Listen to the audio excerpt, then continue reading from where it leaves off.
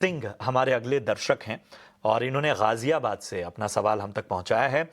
421 share हैं इनके पास और IRFC के इन्होंने खरीदारी की हुई है। सनी, मैं आपके पास आना चाहूंगा। 167 की बाइंग प्राइस, 421 शेयर 1 साल के लिए रुक सकते हैं, ऐसा इनका कहना है IRFC में।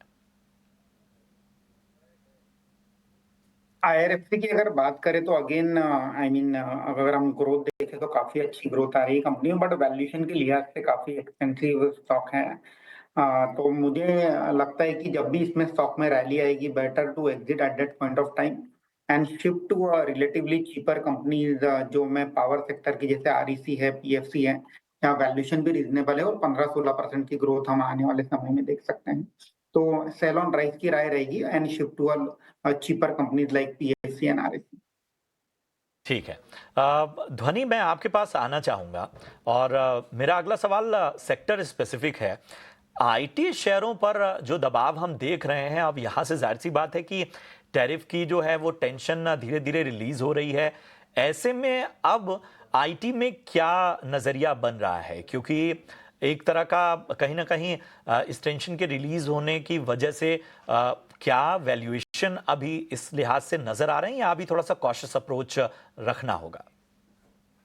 यहाँ पे डेफिनेटली आईटी के अंदर जिस हिसाब से दबाव हमें देखने को मिल रहा है, तो नजरिया इसका कॉशियस ही रहेगा। बट हम एक्सपेक्ट कर सकते हैं कि अगले हफ्ते में एक शॉर्ट टर्म बाउंस जो है वो यहाँ पे आईटी काउंटर्स में देखने को मिले, क्योंकि आज की क्लोजिंग को अगर हम गौर से देखें तो पिछले जो यहाँ पे 30 मिनट्स के ट्रेड थे उनमें काफी आईटी काउंटर्स है जिनके अंदर हमने एक बाइंग इंटरेस्ट देखा, जिसमें से कफॉर्ज का भी जो काउंटर है वो मुझे काफी पसंद आ रहा है करंट लेवल्स पे भी। तो आईटी के अंदर अगले हफ्ते में हम एक हल्का सा यहाँ पे जो उछाल है वो देख सकते हैं।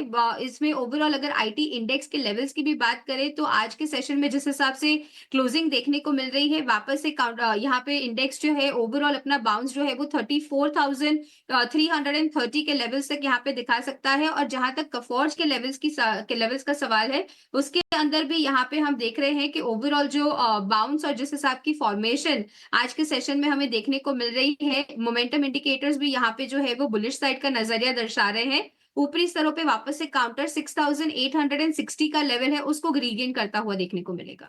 ठीक है, तो ये है राय। और ध्वनि, एक और सवाल मैं आपसे लेना चाहता हूं ऑटो सेक्टर पर, खासतौर पे हीरो मोटो में।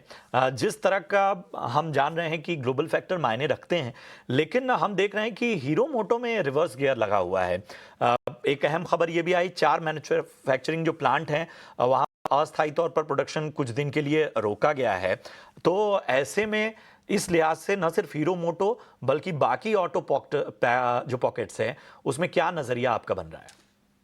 जी, बिल्कुल। यहाँ पर अगर ओवरऑल आईटी पैक की हम बात कर रहे हैं, तो आईटी के अंदर हमने देखा कि दबाव यहाँ पे बना हुआ था, बट जिस हिसाब से निफ्टी के अंदर रिकवरी हमने देखी, उसी हिसाब से ओवरऑल ऑटो पैक के अंदर भी एक रिकवरी जो है वो हमें देखने को मिली नीचे के स्तरों से। यहाँ पे वापस से ऑटो पैक के अंदर जो बाइंग इंटरेस्ट था वो बनता हुआ देखने को मिला। इनफैक्ट हीरो मोटो का भी यहाँ पे जो काउंटर है उसके अंदर एक ब्रेकआउट जो है उन लेवल्स के पास, जो रेजिस्टेंस लेवल है उन लेवल के पास यहाँ पे काउंटर ट्रेड करता हुआ देखने को मिला। बेस फॉर्मेशन भी यहाँ पे काउंटर में बनाई हुई है 3450 के लेवल्स के पास। तो 3450 के लेवल यहाँ पे सस्टेन करते हुए है और ऊपरी स्तरों पे जो ब्रेकआउट इसका लेवल बन रहा है वो है 3800 का लेवल, जिसके क्लोज बाय हमने यहाँ पे क्लोजिंग करी है। तो मंडे के सेशन में काफी इंपॉर्टेंट हो जाएगा इसको वेट वॉच करना। ऑन द हायर साइड अगर 3820 का लेवल डिसाइसिवली हम यहाँ पे ब्रेक करते हैं विद वॉल्यूम्स, तो इसके अंदर एक बाइंग अपॉर्चुनिटी यहाँ पे देखी जा सकती है। ठीक है, तो बाइंग अपॉर्चुनिटीज जो हैं वो इस वक्त ऑटो पॉकेट्स में और कहाँ रखनी है नजर, ये भी ध्वनि ने आपको बताया। ध्वनि, बहुत बहुत शुक्रिया करेंगे, आपने अपना कीमती समय दिया और हमें पता है कि आपकी कुछ कमिटमेंट्स हैं जिसकी वजह से आपको विदा लेना पड़ रहा है, लेकिन अच्छा लगा आपसे चर्चा करते हुए और आपने निवेशकों का मार्गदर्शन किया, उसका भी बहुत बहुत धन्यवाद। तो